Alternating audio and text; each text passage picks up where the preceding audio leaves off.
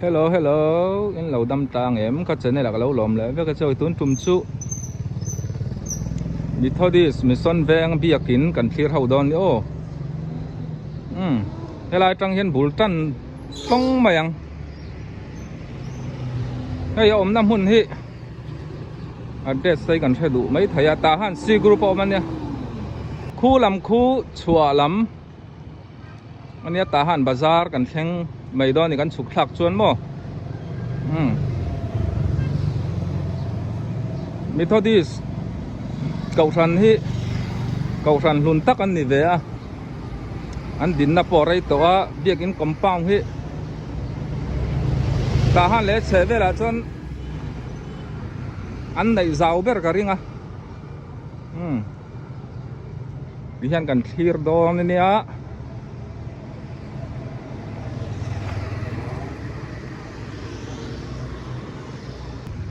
hay pasor quarter ani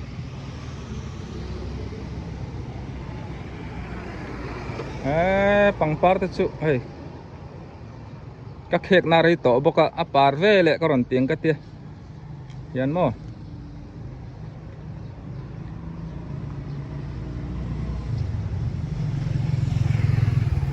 ting po ding tam khop mai nan thir phai za lang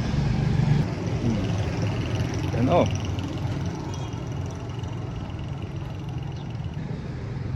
đây par nal khop mai ang par nghe ô ni le hay tây comment lama te khain share le mi ron shil ula share zaw na fe kanya hay agai pui lu na kheng ta yanin khi mi lam ô ala chau zel chuanin ala ni zel maya compound hi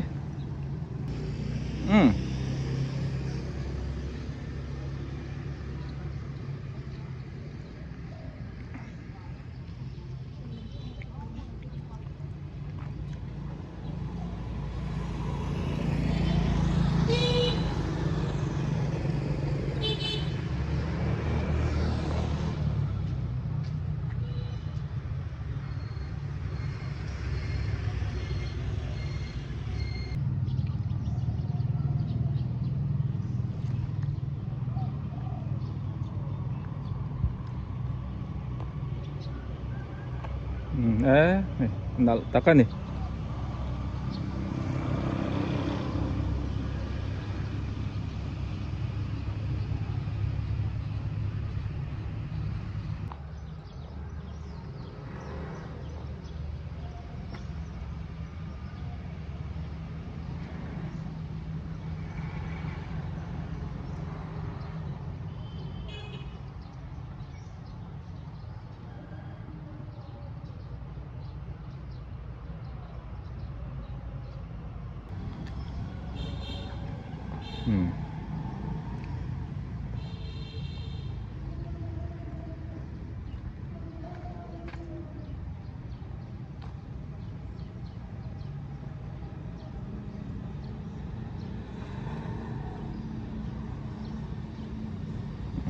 lại thật sự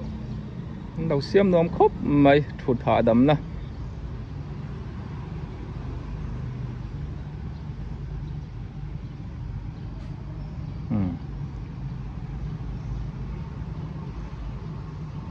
in library chak lam so office anh nia san pa là ti ngay ala ni vek so lam thleng son Methodist ti chuan hemi pia mar lam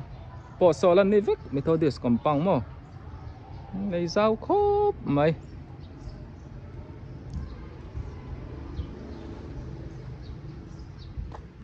ti chuan hey ka video ma sa po ka ron tilang to MOA Chapel Mission veng mo thì hiện tỷ lệ thuốc mấy lá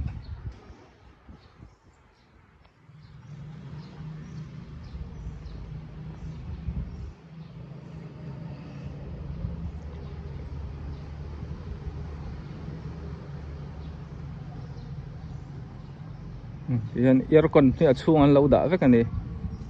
khi lùm bảy chuột nắp tê lâu mà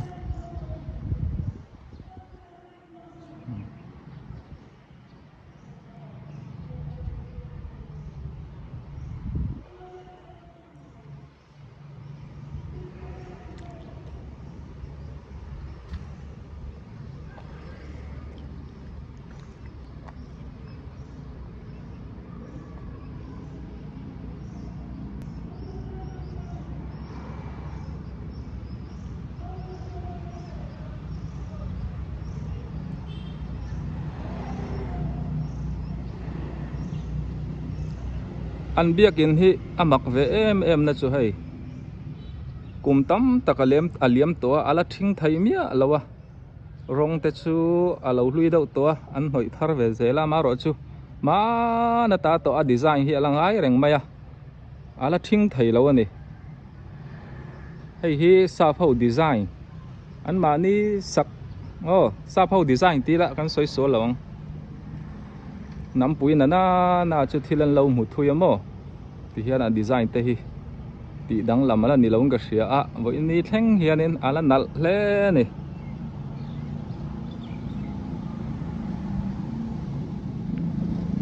Methodist Mission veng kau thana hian member hi zakwa somruk tha velan oma in hi zathum somnga bor velan ni an compound an lo val na te hi a fu lu tuka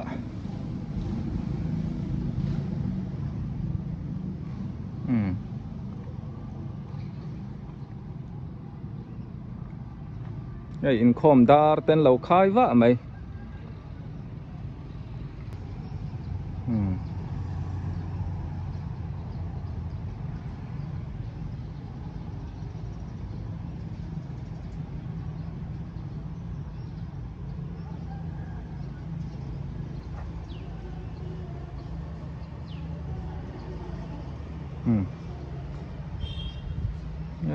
phần thăm lối ở đây này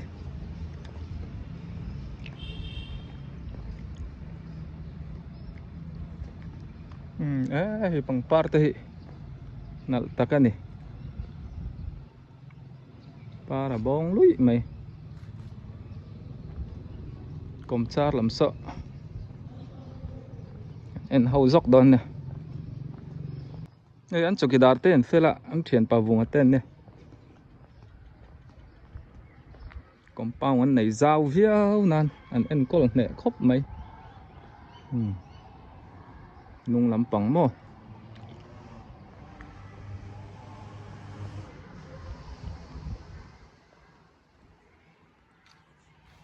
so làm thang son lan này vết tún mà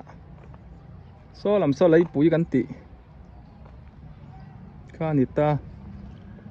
hay là mà dùn ram thier nó tê in thier nó tê đã thì khi anh so làm thang son so Wesley đầm đồi in tour te po building ở loading rua mu thaya thì hian in chuan so làm so Bible school TIT kan ti te kha ne ti chuan a lang tim thei lawa an compound ala ve kan ni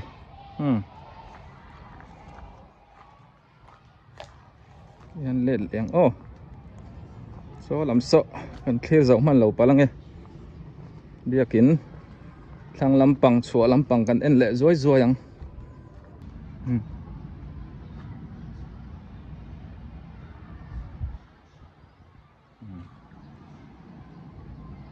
biakin tung lampang mo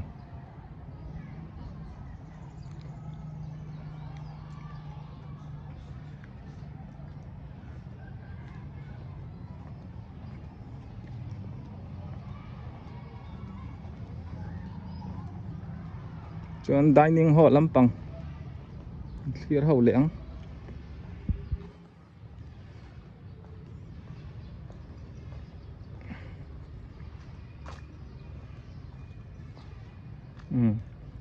chumi man hei chokidar in ania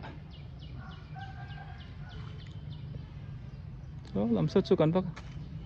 cái chuyện lâu không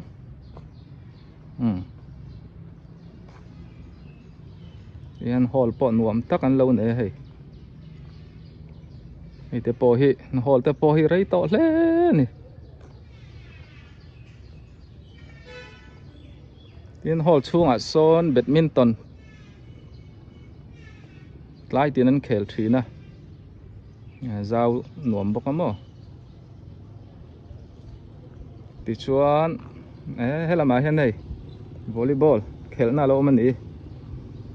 compo na giao bốc á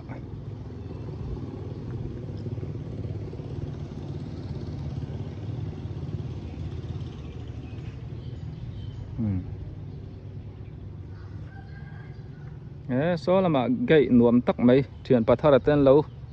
xem mấy cái này số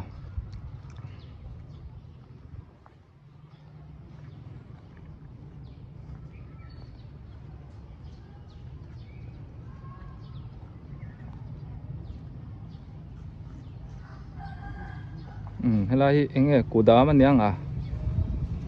lâu đá ruộng mày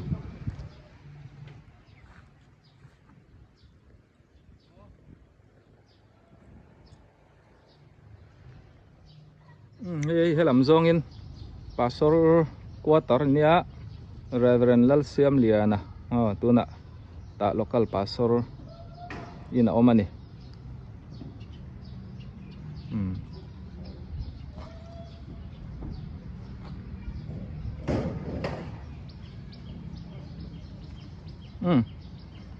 anh con sir pay kan en lok ang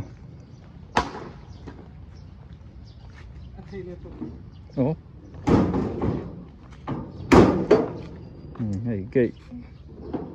lâu xiêm thật tụp tụp khốp mấy cái gần rắm bố à phải chân cái này nghe chả tiếng Việt thôi mà nhau đi quay luôn vậy thì hiện nên số làm chỗ làm phát tỏ là băng là ôm zel chuan ni chi na kabultan na ka so lai kong kil so ni tamo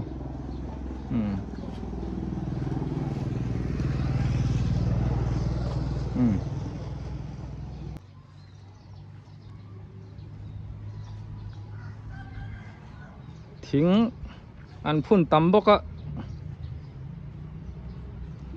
biết cái compound lấy chế về số ati nuôi mình ati môi khốp mấy cô công hi cô thính hi adin nari to khốp mấy á ini ai an upa hia lang em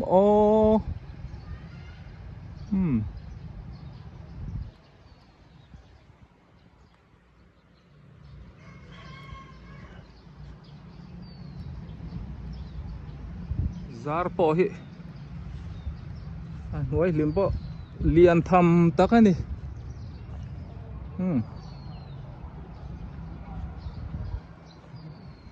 aku po ti na mai ni lo lian hem tak ani kai